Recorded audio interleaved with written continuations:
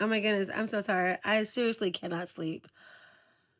If I'm not sleeping and you're not sleeping, then that means that during perimenopause, we definitely are not thriving. And that is a big problem. Here's why.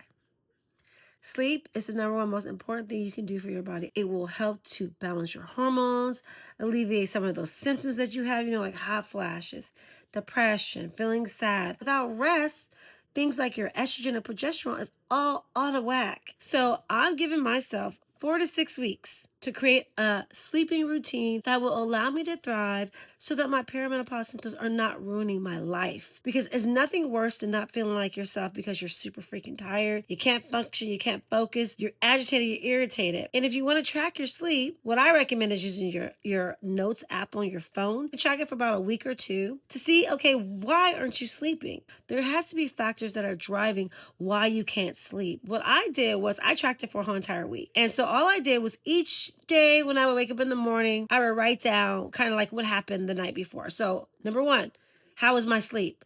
What time did I go to bed? How many times did I get up to use the bathroom? Was I hot? How was the quality of my sleep? I'm asking myself all these different questions so I can get to the root cause of why I'm having problems with sleeping. Let's say, for example, you track it for a week or two and you don't know what your issue is. Let's just say hypothetically, you still can't figure it out. Well, if you put it in your notes app, you could copy and paste it, put it into Chat GPT and ask Chat, hey, I've been tracking my sleep. Here's what I found. Can you tell me what my issues are? And can you give me some possible solutions or recommendations? And that's a great way to start if you don't know what to do. Definitely utilize Chat GPT. And so I did it, and this is what I found out. There were, let me see, how many were there?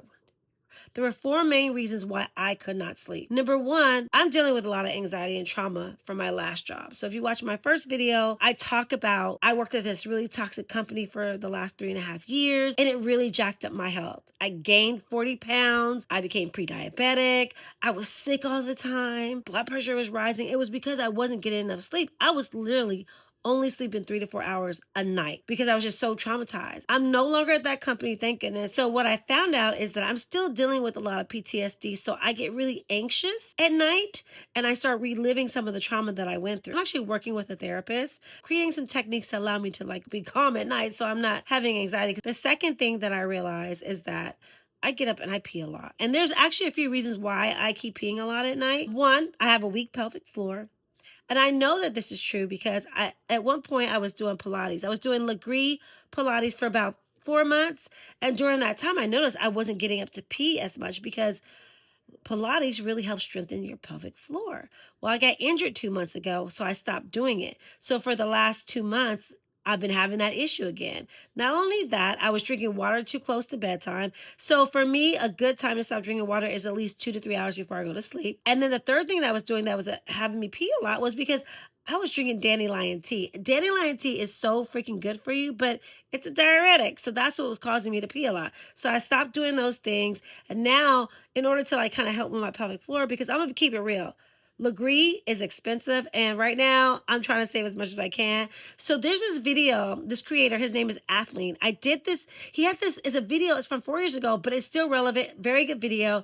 It's about getting a flat stomach in 22 days, but really what it works on your pelvic floor and your transverse abdominal muscles. And that's key to helping keep your pelvic floor strong. So I will link that video in the description bar below. I actually started doing that today. It's such a great video. I highly recommend that you guys try it out. And then the next thing that I found out, I'm having hot flashes. So I bought a cooling blanket off of Amazon. It looks like more like a sheet. It's so, if you get hot at night, I'm telling you, this is a game changer. I'll actually link the cooling blanket that I bought below in the description. It works really, really well. You do not have to get that one. There's plenty of cooling blankets on Amazon. Just choose whatever works best for you. The next thing that, this is an important thing, is that I don't have a nighttime wind down routine. Like when I get to bed, I'm watching TV late at night, I'm on my laptop, I'm doing everything that you're not supposed to do. I highly suggest if you're like me, you need to create that nighttime routine. I know, I hate routine. But if you want to thrive during perimenopause, You got to make sleep your number one priority. You have to. This is all the stuff that I'm going to be doing. It wasn't that I just was not sleeping because of perimenopause. There were other underlying factors too that I really need to fix. So number one, trauma and anxiety. That's something I'm working with my therapist. Number two, having to get up and pee a lot. Number three, hot flashes. You need to get a cooling blanket. I don't care what anyone says. If you're feeling hot, get yourself a cooling blanket. Number four is I need a nighttime routine.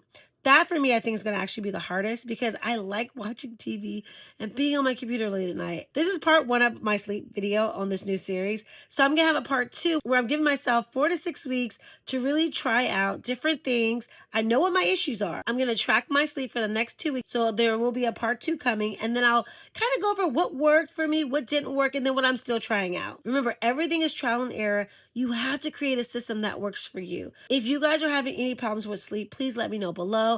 Let me know if you're interested in tracking your sleep and trying to figure out ways to create a sleeping routine that can allow you to get better sleep. Don't forget to like, comment, and subscribe. And I will see you guys in 2 weeks with part two for sleeping. I'll check you guys out later.